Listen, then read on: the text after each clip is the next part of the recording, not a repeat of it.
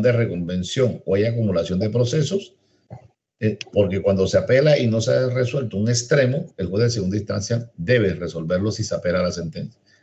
Pero si se ha dejado de resolver, digamos, una demanda de reconvención o cuando se hayan acumulado procesos y no se haya resuelto sobre uno de ellos, el juez de segunda instancia debe devolverle esa actuación al juez de primera para que resuelva, porque si no se estaría pretermitiendo íntegramente una instancia. Vamos a hablar cuándo queda ejecutoriada una providencia judicial. No, eso no lo vimos. No, señor. Bueno, si vamos al artículo 302 del Código General del Proceso, la pregunta, si ustedes, yo le formulo una pregunta a ustedes. Díganme cuándo queda ejecutoriada una providencia judicial. La respuesta de ustedes debe ser depende. ¿Depende de qué? Depende de la forma como se haya notificado. Si esa providencia judicial se notificó en audiencia, queda ejecutoriada allí mismo, si no se interponen los recursos de ley. Correcto. Se profirió en audiencia, usted tiene que estar pendiente cuando el juez diga las partes quedan notificadas en estrado. Entonces decir, señor juez, contra esta decisión interpongo el recurso ahí mismo. Si no lo hace, repito, queda ejecutoriada allí. No va a apelar el día siguiente porque ya quedó ejecutoriada. No va a interponer un recurso de reposición al día siguiente porque ya quedó ejecutoriada. No se les olvide eso. Pero si la sentencia se profiere por escrito, o la providencia judicial mejor se profiere por escrito, y se notifica por estado, entonces queda ejecutoriada 3 días después de notificada las que no admiten recurso. Hay providencias que no admiten recurso, pero hay que notificarlas y tiene un término de ejecutoria, que por lo general siempre son 3 días.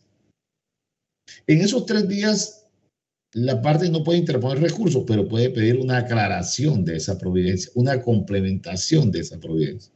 Mucha gente se equivoca porque cree que una providencia, aunque no admite recursos, no tiene término de ejecutoria. Claro que tiene término de ejecutoria. Entonces, las que no admiten recursos quedan ejecutoriadas 3 días después de notificada cuando se hace en forma escritural por estado. Las que admiten recursos, y estos recursos no se interponen dentro del término que la ley tiene previsto para ello. Es decir, 3 días si se notifican por estado.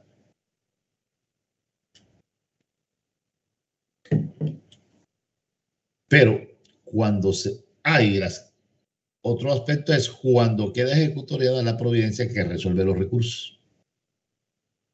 Que sería una redundancia porque estamos hablando de ejecutoria de una providencia. Entonces dice, cuando queda ejecutoriada la que resuelve el recurso.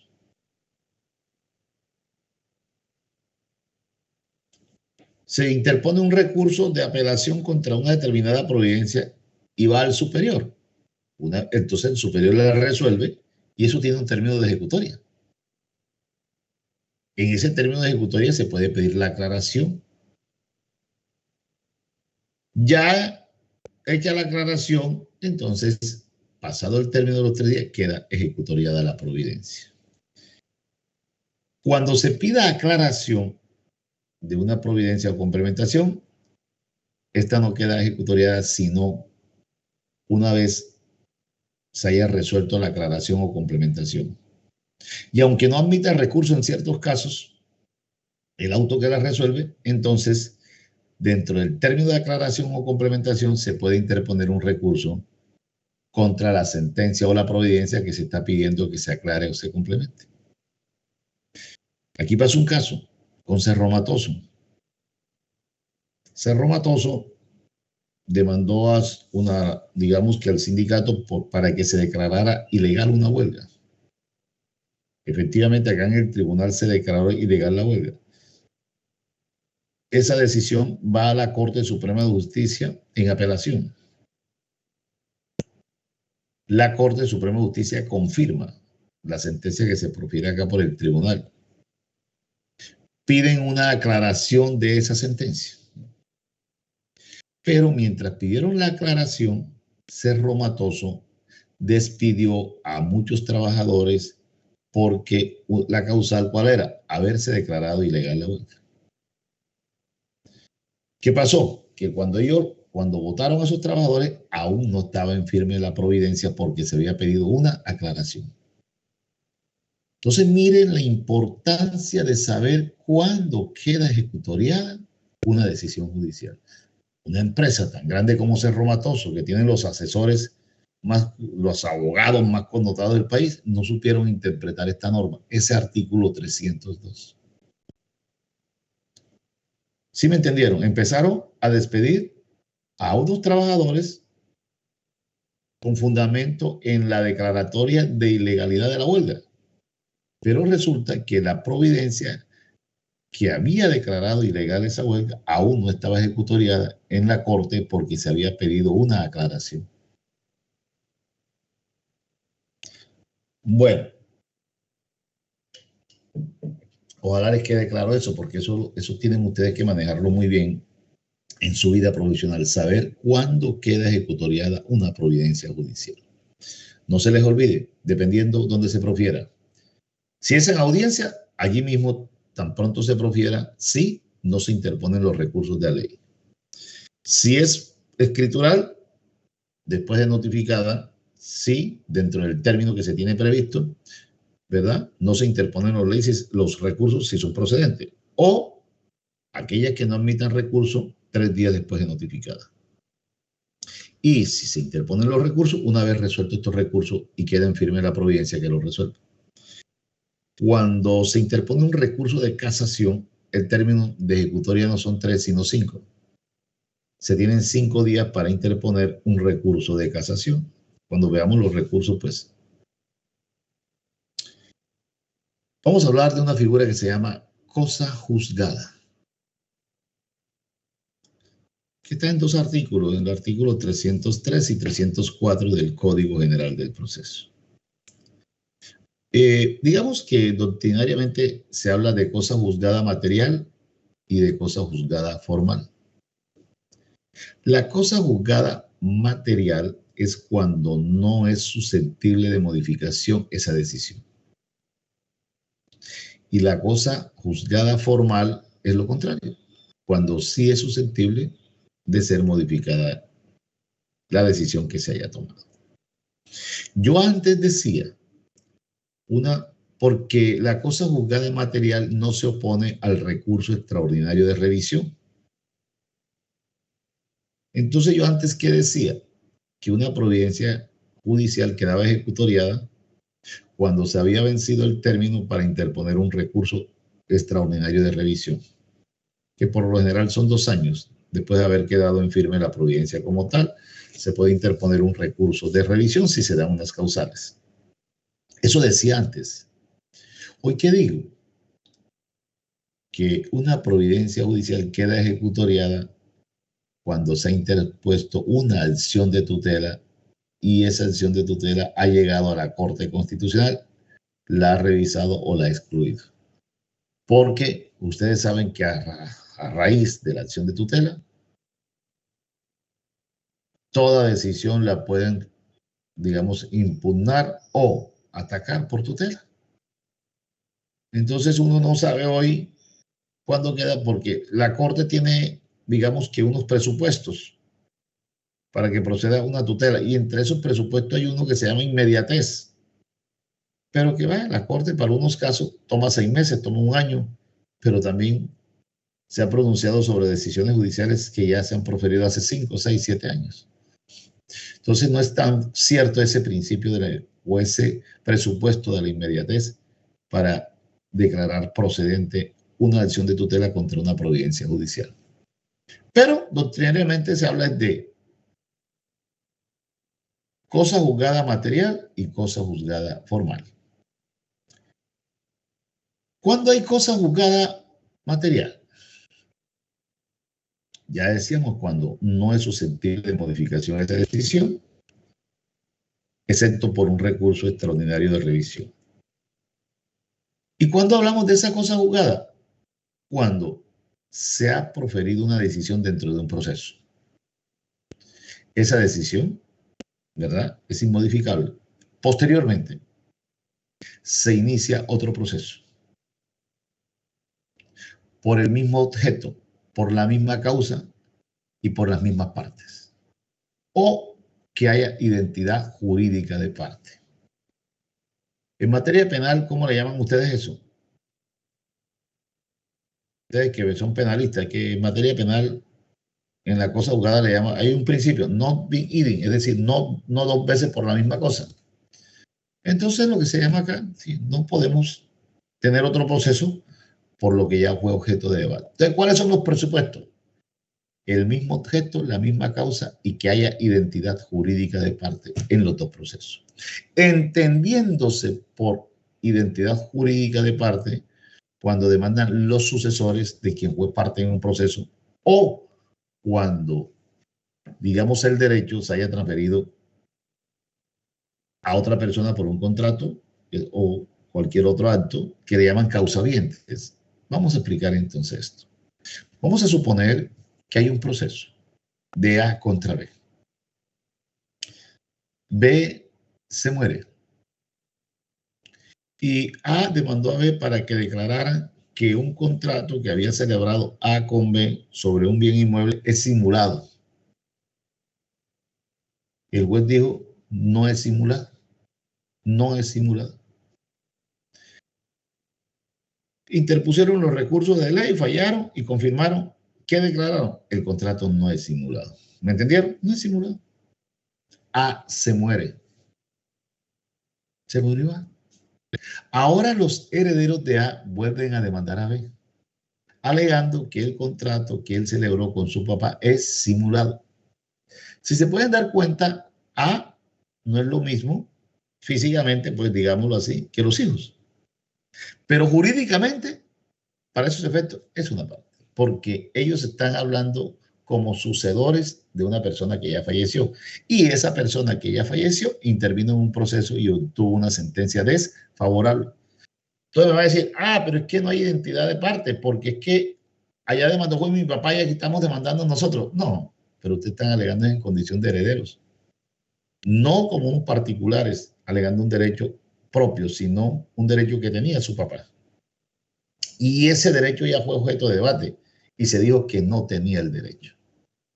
¿Me entendieron? Ahí vamos a hablar de unos causavientes porque es una sucesión, mejor dicho, una sucesión procesal. Recuerden ustedes que cuando hablamos de la sucesión procesal decíamos que fallecido un litigante, una de las partes, el proceso iba a continuar con los sucesores, el curador, el albacea. Esa sería, digamos, una sucesión procesal, una identidad, pero por sucesión procesal. Pero vamos a suponer esto. El mismo ejemplo, A demanda a B, alegando que se le vendió un bien y ese bien pues es simulado. En el curso del proceso, vamos a suponer que B le vende ese bien a C. Miren ustedes que la venta en este caso se puede hacer, pero dentro del proceso de A contra B se inscribe la demanda. ¿Qué es la inscripción de la demanda? Una medida cautelar que no pone el bien fuera del comercio, pero quien lo adquiera está sujeto a la resulta de ese proceso. El que lo adquiera, quien C lo adquirió, B se lo vende a C. Entonces, se dicta una sentencia.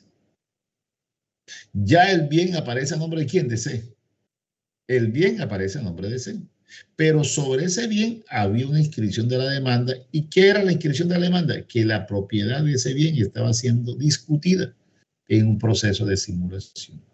Y se declara la simulación. Entonces, C no puede decir, esa sentencia no me la pueden hacer valer a mí, porque yo soy C y el que estaba demandando ya le no. Para estos efectos, eso es cosa juzgada también para usted. Eso produce efectos contra usted. ¿Me entendieron? O si C después demanda B en un proceso pidiendo por X y motivo, C, perdón, demanda A, diciendo de que efectivamente hubo error en la sentencia, lo que ustedes quieran, le va a decir, no, señor, esto es cosa juzgada. Pero mire, es que yo soy C. No, pero usted detenta el derecho de B. Y efectivamente eso fue enajenado y eso produce... Discúlpenme un segundo.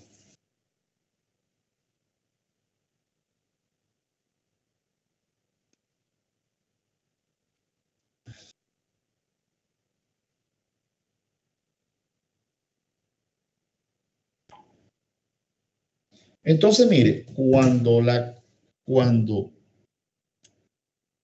digamos que el derecho proviene por sucesión procesal o por que se vende, ¿verdad? Se enajena el bien objeto del litigio, vamos a hablar de un causa evidente. Entonces, repito, ¿cuáles son los tres presupuestos para que hablemos de cosa juzgada? En un proceso se alega una causa, hay un objeto y hay unas partes. Se toma una decisión. Posteriormente, se inicia otro proceso por el mismo objeto, la misma causa y las mismas partes. ¿Qué le van a decir? Es un objeto de debate. Ya eso fue juzgado, ¿correcto? Lo único que cabe sería que un recurso extraordinario de revisión, si es que hay lugar a ello. ¿Me entendieron? ¿Me entendieron? Pregunto, ¿me entendieron? Bueno, si se quedan callados, ¿me están oyendo? Sí, profe. Sí, doctor. ¿Me entendieron? Mira, eso es fácil. O digamos de otra forma, las mismas pretensiones, los mismos hechos y las mismas partes. Las mismas pretensiones, los mismos hechos y las mismas partes. Ya se juzgó el caso. Después pretenden demandar. Vamos a hablar de cosa juzgada. ¿Ok? Vamos a hablar de cosa juzgada. La cosa juzgada también se aplica cuando se emplaza a personas indeterminadas. La sentencia va a producir efectos contrarios. Y se le incorporó algo ahora en el Código General. También esto tiene que ver cuando se emplazan en procesos de filiación. ¿Qué era lo que pasaba? Que en un proceso de filiación con petición de herencia se decía que era un litisconsorte facultativo, no necesario, que la sentencia no cobijaba a todo el mundo, sino porque la ley 75 del 68 así lo disponía. Hoy se acaba con esa discusión y se dice, no, cuando yo emplazo a personas indeterminadas en un proceso de filiación, estoy emplazando a cualquier persona que pueda tener algún interés en este proceso. Por lo tanto, la sentencia que se dicta aquí lo cobija. No podría de pronto, por decir algo, demandamos a los hijos de Pedro, Juan, José, no sabemos, y se murió. No sabemos si tiene más hijos, ¿verdad? Y resulta de que en un proceso de filiación, vamos a decir, mire, voy a demandar, repito, se murió Pedro. Pedro era mi papá. Los hijos son Juan, José y Roberto. Y a los indeterminados, no conozco, no sé si se dicta la sentencia. Posteriormente sale X diciendo yo soy hijo, esa sentencia no produce efecto contrario. Dice, sí produce. ¿Por qué? Porque nosotros emplazamos a los hijos indeterminados. No sabíamos quién era. No sabíamos quién era, pero se emplazó y esa sentencia produce efecto contra él. Por eso es que se le agregó ese pedacito también en los procesos de filiación, que eso no estaba. Todo estaba antes, menos esa palabrita. Pero, hay casos donde la sentencia está ejecutoriada formalmente. ¿Qué quiere decir esto? Que puede ser modificada. Entonces el artículo 304 trae unos casos donde esa sentencia que se dictó puede ser modificada. En los procesos de jurisdicción voluntaria, por ejemplo, en un proceso de jurisdicción voluntaria hay un menor, tiene un bien a su nombre, se requiere la venta de ese bien. Entonces, se pide una autorización para la venta. no se logra demostrar los hechos en que se fundamentan, la causa en que se fundamenta para decretar la venta. Y el juez la niega. Eso no quiere decir que más adelante se pueda volver a demandar, alegando lo mismo. Pero en esta ocasión sí se puede aprobar que se requiere la venta. Entonces, ese es un proceso de jurisdicción voluntaria. Entonces, la regla general es que en esos procesos de jurisdicción voluntaria, las decisiones que se profieran allí no hacen tránsito a cosa juzgada material. ¿Correcto? Las que se profieran donde es factible modificar la sentencia, que la ley lo permita. Por ejemplo, en un proceso de alimentos, A demanda B en un proceso de alimentos y fijan una cuota de alimento $1.000.000. B, páguele a, por concepto de cuota de alimento, $1.000.000. Las circunstancias cambian. Puede ser del alimentante o del alimentario. Ya sea para solicitar que se rebaje esa cuota o para que se, digamos, se suba el valor de la cuota, se incremente esa cuota. Entonces vamos a demandar.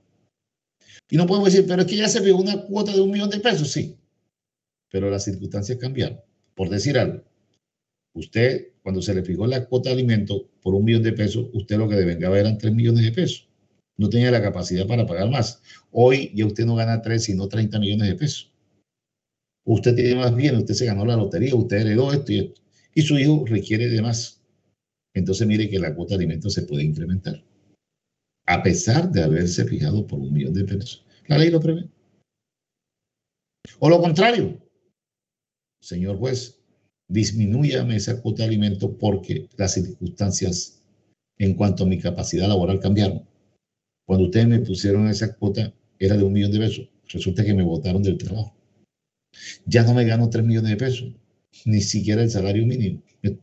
Vivo del rebusque. Entonces esa cuota de alimento que estaba en $1.000.000 puede ser disminuida. Quiere decir que la decisión donde se fijó puede ser modificada. Por lo tanto, no es una cosa juzgada material, sino formal, porque está susceptible de modificarse. Igualmente, aquellas que declaran probada una exención temporal, cuando las personas demandan antes de tiempo. Demandaron antes de cumplirse el tiempo en que podría hacerse exigible una obligación. Entonces se declara, vamos a poner un ejemplo facilito también. Usted demanda en un proceso de pertenencia donde dicen que se requieren 10 años de haber poseído el bien. Bueno, aquí no, porque de pronto podríamos invocar otro hecho, pero pongamos esta. Usted demanda en un proceso ejecutivo donde la obligación es exigible en el mes de diciembre. Y usted demanda antes del mes de diciembre. Usted demanda en septiembre. Usted confundió septiembre con diciembre.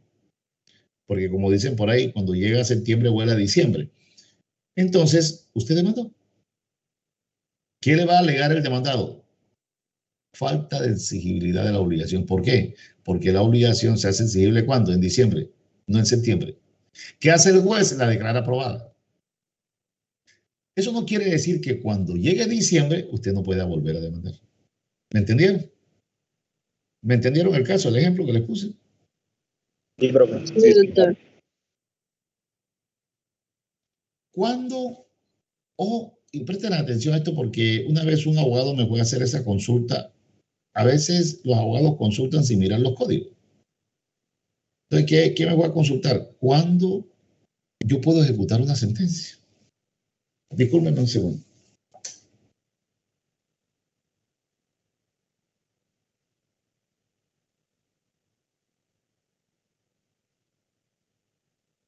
¿Cuándo se puede ejecutar una sentencia? Entonces, obviamente, la sentencia la vamos a ejecutar una vez esté ejecutoriada, al día siguiente. O al día siguiente, si es impugnada, si es apelada, al día siguiente de la notificación del auto que ordena obedecer y cumplir lo resuelto por el superior. ¿Eso dónde está? En el artículo 305. Repito, una sentencia se va a ejecutar una vez quede en firme, una vez quede ejecutoriada. Entonces, al día siguiente de haberse ejecutoriado, podemos hacerla efectiva. O, si fue apelada, al día siguiente de la notificación. ¿Qué quiere decir? Interpongo un recurso de apelación. Va al juez superior. El juez superior confirma la decisión del juez del expediente al juzgado de origen, es decir, donde se estaba tramitando el proceso. Ese juzgado dicta un auto que dice: obedézcase y cúmplase lo resuelto por el superior. Notifíquese. Eso lo notifican por estado al día siguiente. No hay que esperar que ese auto quede ejecutoriado. Dice, notifíquese. Al día siguiente se puede hacer efectiva la decisión. O a veces uno encuentra procesos, por ejemplo, de restitución de inmueble, proceso reivindicatorio, que es de entregar bienes. Entonces, si se da un plazo, una vez vencido el plazo. Entonces, ¿qué pasa? Es un proceso reivindicatorio ¿qué es la finalidad? Una persona es propietaria de un bien, no tiene la posesión del bien, se demanda para que le devuelvan la posesión. Entonces el juez le dice al poseedor: señor poseedor, entréguele el bien al dueño. Y le voy a dar 10 días después de ejecutoria de esta sentencia. Entonces le dio un plazo. ¿Qué quiere decir? Hay que esperar que quede ejecutoriada la sentencia. Una vez ejecutoriada, contamos el término que se dio, los 10 días. Vencidos esos 10 días, vamos a hacer efectiva la sentencia. Porque la sentencia puede quedar ejecutoriada y yo no puedo buscar que me entreguen el bien al día siguiente. No, porque en la sentencia se dio un término. ¿Cuál? De 10 días. Es costumbre en estos procesos, para que la persona ya esté preparada, para que no sea ahí mismo que entregue el bien. Señor, quedó ejecutoria, pasados 10 días usted tiene la obligación de entregar el inmueble. Si pasados esos 10 días no hacen, entonces se pide la entrega por el juez. ¿Me entendieron? ¿Me entendieron? Las entidades territoriales, según el artículo, creo que es 307, no pueden ser ejecutadas sino 10 meses después que quede en firme una providencia. Un municipio, un departamento, no puede ser ejecutado sino 10 meses después que quede en firme la providencia. ¿Cuál es la finalidad? Sí, porque ellos no tienen preparado, las entidades territoriales no es que van a tener una plata y van a pagar enseguida, ¿no? Entonces tienen que incluirlo en el presupuesto, entonces le dan 10 meses. Una vez pasados esos 10 meses, entonces se puede ejecutar. Vamos a ejecutar la providencia que se profirió contra ella. El juez que conozca de un proceso y condene al demandado es el mismo juez que va a conocer de la ejecución de esa condena. Vamos a ver qué tanto recuerdan ustedes. Ese artículo se los mencioné, yo se los mencioné en una oportunidad, que es el artículo 306. Miren, repito esto: el juez que conoce de un proceso y impone una condena, ese juez que impuso esa condena es el mismo que va a conocer de la ejecución de esa condena. Pregunto, ¿por qué factor? De conexidad. Por el factor de conexidad. Siempre que ustedes vayan a presentar una demanda, le van a decir: señor juez, usted es competente para conocer de este proceso por este factor. Efectivamente, por el factor de conexidad. Entonces tendremos que mirar algo. El juez, la parte favorecida, sin necesidad de presentar una demanda, dice la norma, va a presentar un escrito para que a continuación de ese proceso declarativo se adelante el proceso ejecutivo. Entonces habría que mirar esto. Si ese proceso se inicia, ¿en qué término? Si se inicia dentro de los 30 días siguientes a la ejecutoria de esa providencia, el auto de mandamiento ejecutivo se le va a notificar por estado. Pero si se inicia después de los 30 días en que haya quedado en firme, el mandamiento ejecutivo se le va a notificar personalmente por aviso o por conducta concluyente. Esa es la diferencia de que usted lo inicie antes o después de los 30 días en que haya quedado en firme la providencia. Pero de todas maneras, el juez competente para conocer de esto es el juez que la profirió. Igual, el juez que profiere una decisión es el competente para hacer la entrega, cuando se ordena la entrega de bienes. Voy a hablarles de las formas excepcionales de terminación de un proceso. Muchos dicen que formas anormales de terminación de un proceso, pero esa palabra anormal no es como muy, pues, digamos que tenerla uno dentro de un ámbito procesal habla de anormalidad, ¿no? Digamos excepcional. Lo normal es que un proceso termine con una sentencia, ¿cierto? Eso es lo normal, que un proceso termine con una sentencia. Pero hay casos donde el proceso no termina con una sentencia, termina con un auto. No termina con una sentencia. Recuerden ustedes que las providencias judiciales son sentencias y autos.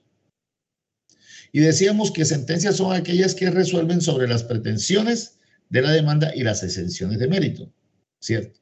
Igualmente las que resuelven un incidente de regulación de perjuicios, como también las que resuelven los recursos extraordinarios de casación y revisión. Esas son sentencias. Pero hay casos donde un proceso puede terminar por auto, no con una sentencia.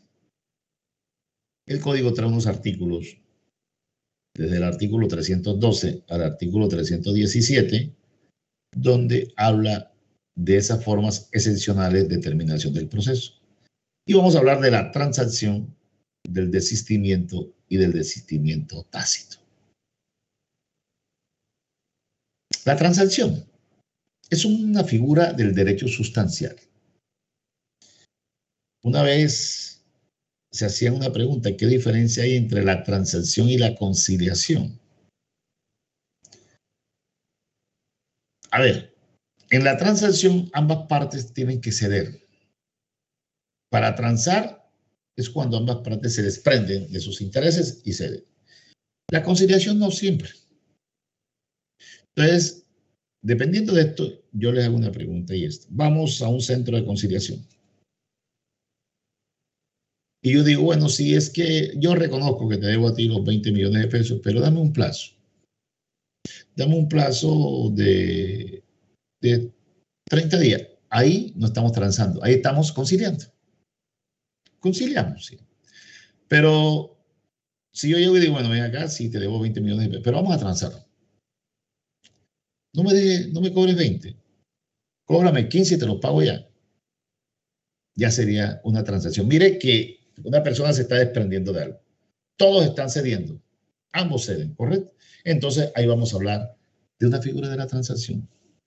Es un contrato que debe reunir unos presupuestos, que no puede versar sobre causa o objeto ilícito, que debe haber un consentimiento, que no debe la voluntad para celebrarlo no debe estar viciada. Entonces, en cualquier momento del proceso, incluso después de haberse dictado sentencia, te puede presentar una transacción. Con respecto a los efectos de la sentencia, te puede transar. Pongamos un ejemplo. Dicta una sentencia donde se condenan a pagar intereses moratorios. Y el interés moratorio, digamos que es el 1.5 del interés bancario corriente, por decir algo. El interés bancario corriente es el 2%. Y el 1.5 de 2 serían 3. Entonces, el interés moratorio sería el 3%. Y ya está en firme la sentencia, entonces podríamos decir, ¿por qué no hacemos una cosa? Vamos a transar esos intereses. Hasta el mes de tanto yo te debo tanto. Déjamelo en tanto. No me cobres 10 meses de interés y no rebájame los intereses. Esa es una forma de transacción después de haberse dictado la sentencia, los efectos de la sentencia. Entonces, mire que yo puedo transar en cualquier momento. La transacción, como les decía, es propia del derecho sustancial. Recuerde que uno va a transar uno transa precaviendo para poner fin a un litigio que se pueda tener o en un momento determinado precaviendo que pueda suceder, celebra una transacción. Se presenta un escrito por las partes ante el juez. Si el juez lo encuentra ajustado a derecho, la prueba. ¿verdad? Si no, si las partes llegaron a una notaría, lo celebraron, autenticaron y una sola lo presenta, entonces de ese escrito se lo damos en traslado a la otra parte por 3 días para ver qué dice. Si la transacción recae sobre todo las pretensiones de la demanda, el juez va a dictar un auto declarando la terminación del proceso. Y miren que ese proceso terminó ¿por qué? Por un auto, no por una sentencia. Ese auto hace tránsito a cosa juzgada. Y ese auto presta mérito ejecutivo, es decir, como si se hubiese dictado una sentencia y la vamos a ejecutar. Pero puede suceder que existan varias pretensiones. Entonces, yo A demanda B un proceso de responsabilidad civil extracontractual y pide perjuicios materiales, perjuicios morales. Entonces, yo le dice a bueno, vamos a hacer una cosa. Tú dices que te gastaste tanto, que te dejó de producir tanto, esos serían los perjuicios materiales. Vamos a transarlos. Por tanto, o los perjuicios morales. Sí, yo sé que se atropelló un ser querido tuyo, o sí, se te lesionó, perdiste una pierna, vamos a transar los perjuicios morales, pero los materiales no. Entonces la transacción puede ser parcial, puede ser parcial. Quiere decir esto que si la transacción es parcial, entonces el juez va a dictar un auto con respecto a eso, lo parcialmente transado, se termina el proceso y va a continuar por lo no transado. Igualmente, si hay un litisconsorte facultativo, pueden transar ellos cada quien por su lado y el proceso termina con respecto a lo que se haya transado. Varias personas demandaron porque fueron lesionadas en un accidente de tránsito, unas transan, otras no, el proceso termina con respecto a las que transaron y va a continuar con las otras. A ver, si hay un litisconsorte necesario, ¿qué se requiere? Si en el proceso existe un... ¿Cómo? Que todos estén de acuerdo, ¿no? Para transar. Que todas estén de acuerdo. Porque si no, no podría haber transar. No puedo transar con uno y con el otro para que pueda tener aprobación la transacción. Existiendo un litisconsorte necesario, se requiere que todos estén de acuerdo.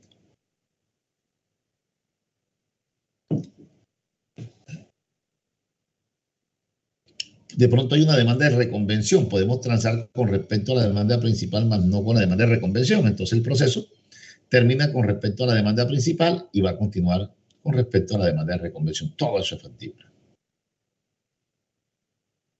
Cuando es una entidad de derecho público, nación, departamento, municipio, para que pueda haber transacción, obviamente debe provenir de esa parte. ¿Correcto? Es decir, del representante de esa entidad. Si hay un incapaz y requiere autorización, entonces se va a abrir la prueba para efectivamente buscar la autorización de esa persona, ¿verdad? Que tenga que transar. Cuando el proceso, ¿me entendieron eso? O sea, repito, cuando hay un incapaz, entonces se requiere una autorización. Entonces, allí mismo en el proceso podemos, ¿verdad? Abrirlo a prueba si hay necesidad para ello, para que se busque esa licencia donde autorice la transacción de un incapaz. Esa sería una forma excepcional de terminación de un proceso. Pero hay otra que se llama desistimiento. El desistimiento, pues, ¿quién es el que va a desistir? Obviamente el que ha presentado una petición. Voy a desistir de esto.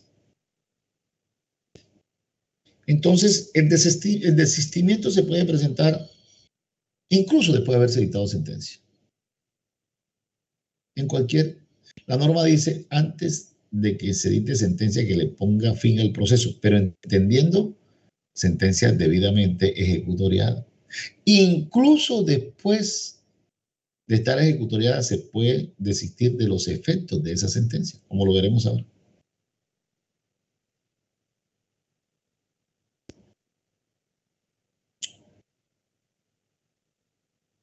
Cuando se desiste, igual que en la transacción, el desistimiento puede ser sobre unas pretensiones, el proceso va a continuar con respecto a las otras.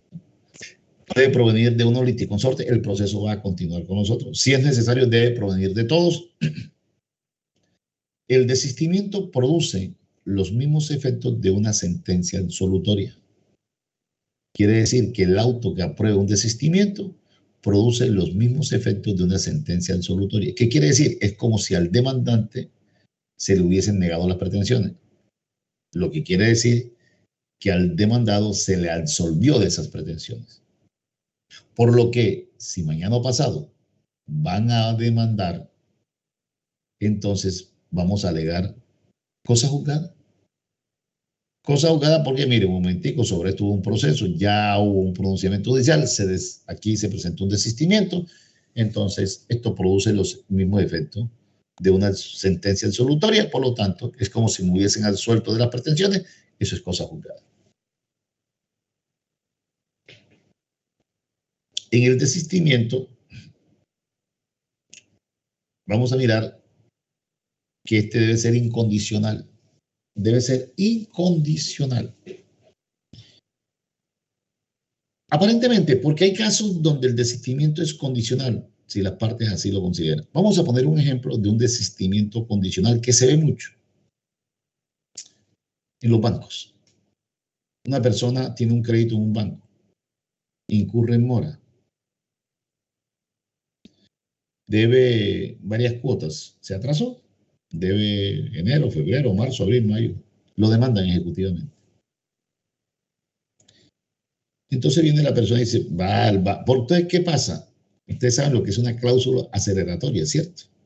Que la obligación se hace exigible toda. Yo hago un préstamo para comprar una casa, ese préstamo es por 15 años, pero hay una cláusula que dice, como tú incurras en el pago de una cuota, se te hace exigible toda la obligación. Entonces, una obligación que voy a pagar en 15 años me la van a hacer exigible ahora. Entonces, me la están haciendo exigible toda, porque yo incurrí en mora en el pago de 2, 3 cuotas. Yo me pongo al día y voy al banco y le digo, bueno, hagamos una cosa. Desiste de las pretensiones, obviamente condicionado. Condicionado a que este desistimiento es con respecto a las cuotas vencidas, que esto no implica que si vuelve a incurrir en mora, yo pueda volver a demandar.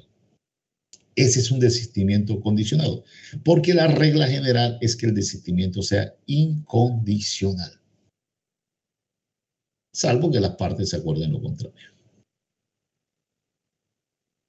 Ojo a lo que voy a decir. Ojo a lo que voy a decir. En los procesos de deslinde y amojonamiento, en los procesos divisorios,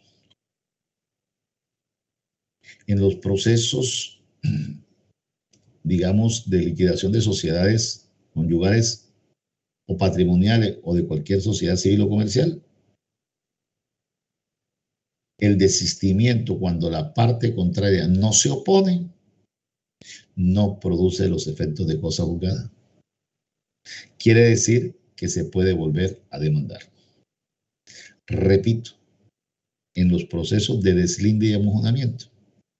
¿Qué es un proceso de deslinde? Cuando dos predios tienen controversia sobre los linderos. Entonces, ahí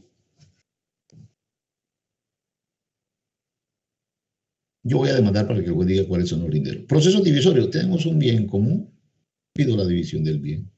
Proceso de liquidación de sociedades conyugales. Estamos casados, se formó una sociedad, pido la liquidación de la sociedad conyugal. O patrimonial, que le incluyeron ahora. Cuando uno vive con otra persona por 2 o más años y adquiere unos bienes, se presumen que esos bienes hacen parte de una sociedad patrimonial entre compañeros permanentes. O una sociedad, somos socios y pedimos la liquidación de esto. Entonces desisto. Pero la condición, ¿cuál es? Que el demandado no se haya opuesto. Entonces, si el demandado no se ha opuesto, entonces, mire que primero les dije que el auto que aprueba un desistimiento produce los mismos efectos de una sentencia absolutoria.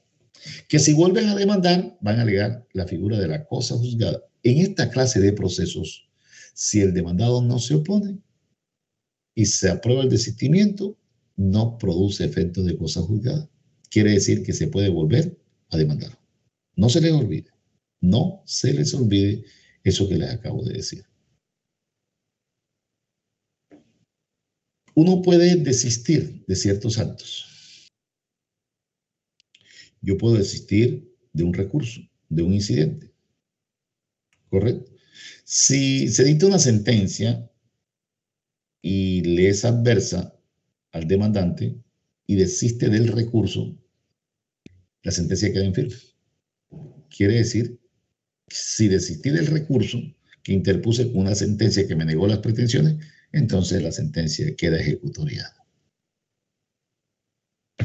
Yo puedo desistir, como le decía, de ciertos trámites, de un recurso, de un incidente, de unas excepciones, lo puedo hacer.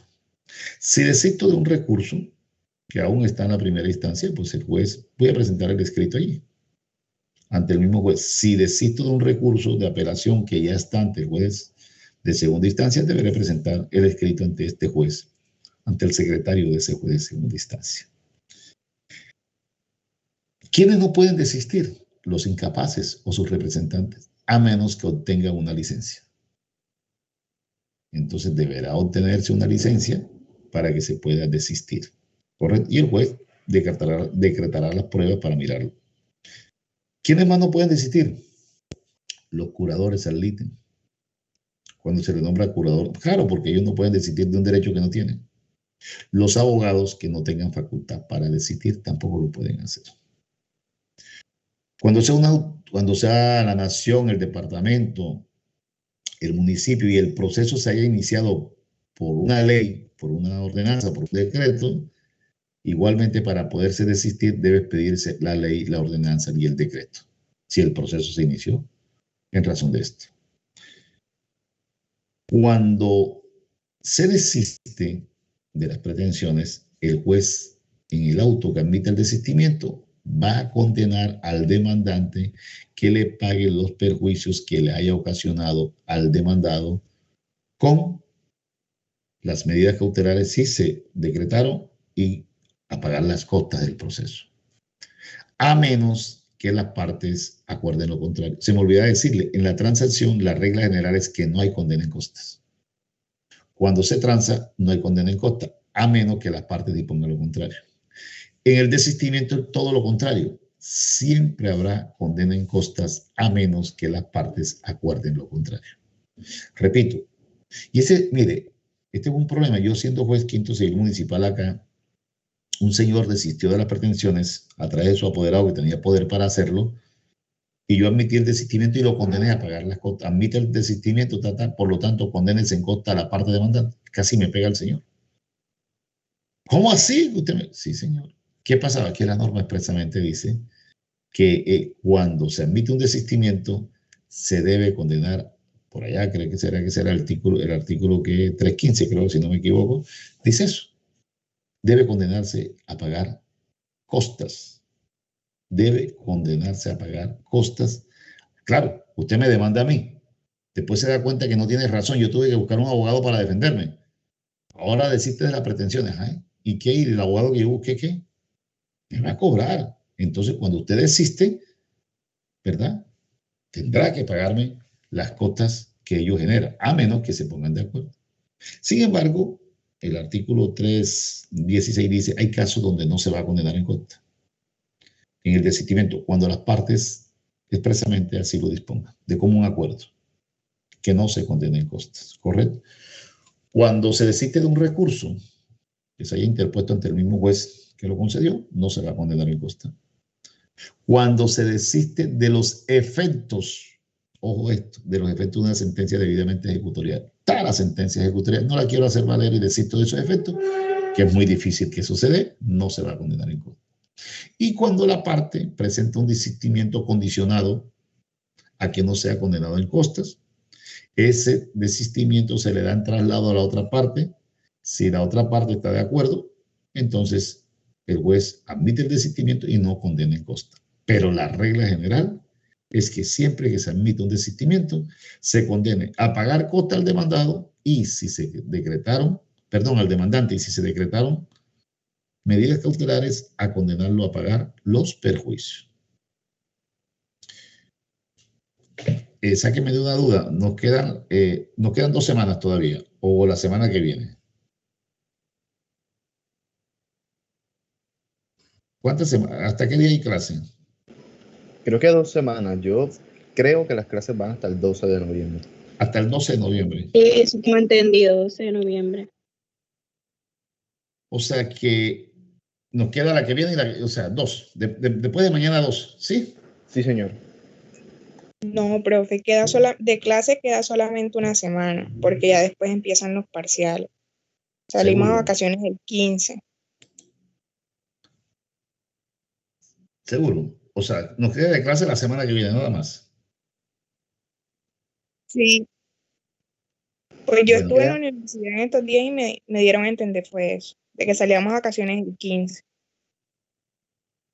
y usted no, entonces que todavía no hay fecha de examen. Bueno, el día que den la fecha de examen sabe uno, porque esta universidad, como la fecha de examen la dan de un día para otro, que uno no sabe, o sea, no ha terminado de hacer un examen cuando ya le ponen otro.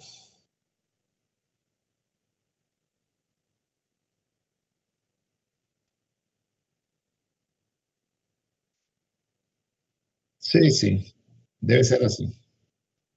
Bueno, pero de todas maneras, nosotros alcanzamos a ver. Mañana yo les voy a hablar de una figura que se llama el desistimiento tácito, que está en el artículo 317. Y enseguida les voy a empezar a hablar de los recursos, que es algo muy importante que ustedes también deben de manejar. Los recursos